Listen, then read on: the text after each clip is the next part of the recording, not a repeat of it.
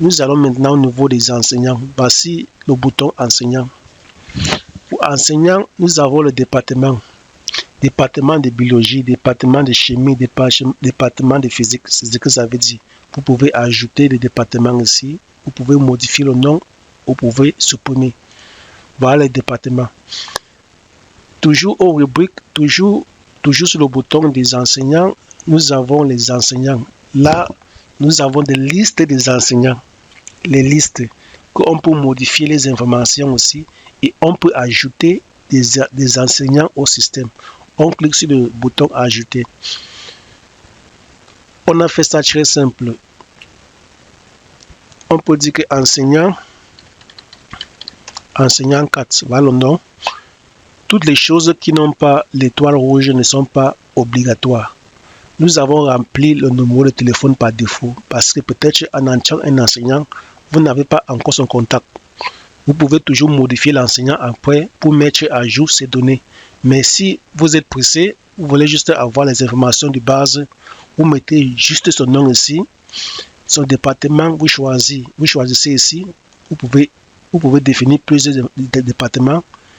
Date de naissance, vous pouvez remplir après, laissez ça comme ça par défaut, vous définissez juste en bas. Le nom d'utilisateur est déjà là par défaut, vous pouvez changer si vous voulez. Grade salarial, comme j'ai dit, au niveau de comptabilité, tout ça serait défini. Mais pour le but, si vous êtes pressé, vous pouvez choisir n'importe quel parce qu'après, on peut modifier. Type de salaire, vous choisissez n'importe quel, après, on peut modifier.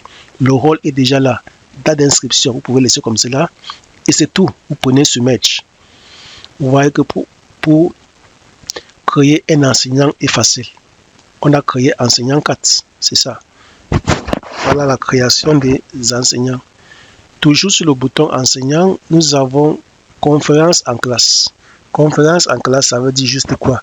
Ça veut dire que pour chaque enseignant, on peut créer, l'enseignant peut créer les devoirs. Ce n'est même pas les devoirs, c'est une sorte de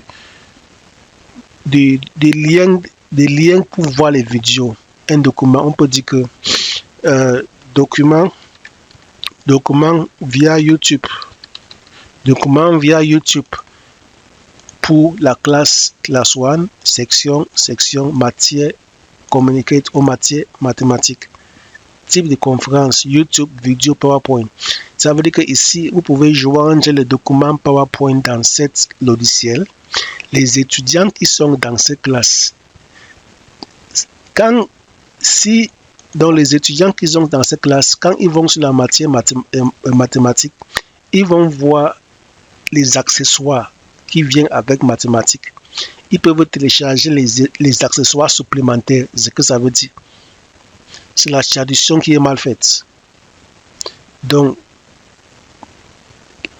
les étudiants, quand ils vont partir sur les matières, ils vont voir les différents documents qui sont liés à chaque matière.